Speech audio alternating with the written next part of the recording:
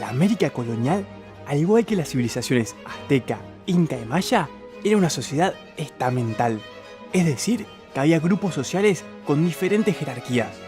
El origen de cada persona determinaba cómo uno era visto por los demás y los derechos que tenía. El sector dominante eran los considerados blancos.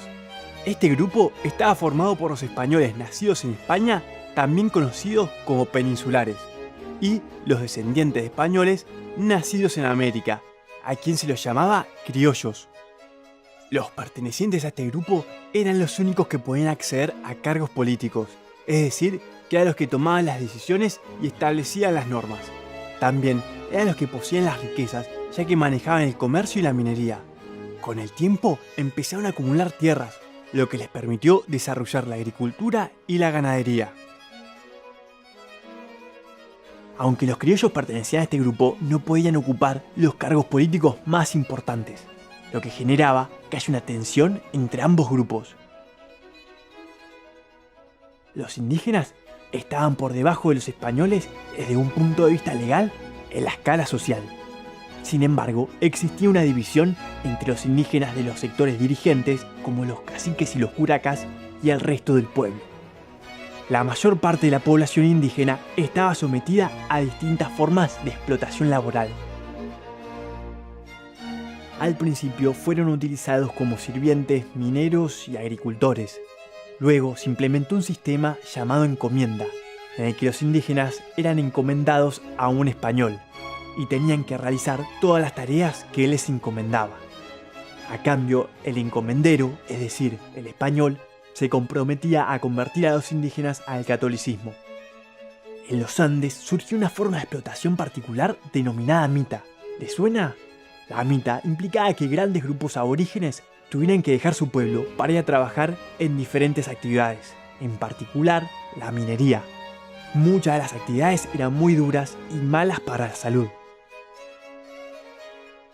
Los europeos estaban en la búsqueda de mano de obra que pudiese trabajar en las plantaciones y la minería, ya que luego de su llegada al continente americano, la población de nativos había disminuido drásticamente. Es así que empezaron a comprar esclavos en África y llevarlos para América. Alrededor de 10 millones de africanos fueron despojados de su hogar y llevados al continente americano. La mayoría iba hacia el Caribe y Brasil, donde había grandes plantaciones de caña de azúcar y cacao en las que los hacían trabajar. El esclavo era considerado propiedad del amo, quien podía hacer con él lo que quisiera, ya que no tenían derechos. Eran obligados a trabajar muchas horas por día sin descanso y en condiciones muy duras. Es por eso que tenían una expectativa de vida muy corta, es decir, que morían muy jóvenes. Para huir de estas situaciones, algunos esclavos se escapaban de sus amos y se convertían en fugitivos, o bien ahorraban durante mucho tiempo para poder comprar su libertad. Cuando estos grupos, los blancos, indígenas y africanos, comenzaron a entrecruzarse, surgieron otros nuevos. Los nacidos de la mezcla entre estos grupos recibían distintos nombres. A una persona nacida del mestizaje entre un afrodescendiente y un indígena se lo conocía como sambo. Al hijo de un indígena y una blanca se lo llamaba mestizo. Y al hijo de un afrodescendiente y un blanco se lo llamaba mulato. Se usaron una inmensa variedad de nombres para nombrar a los hijos de las diferentes combinaciones posibles. Y muchos de ellos pocos amistosos. Como los españoles y criollos eran considerados la clase dominante, quienes tenían más ascendentes blancos en su familia tenían una mayor posibilidad de acceder a una buena posición social. Por el contrario, quienes no tenían esos orígenes sufrían desventajas y eran tratados con inferioridad. En las civilizaciones originarias no existían grandes diferencias en los roles y tareas que desempeñaban las mujeres y los hombres. Cuando los españoles llegaron a América, esto cambió.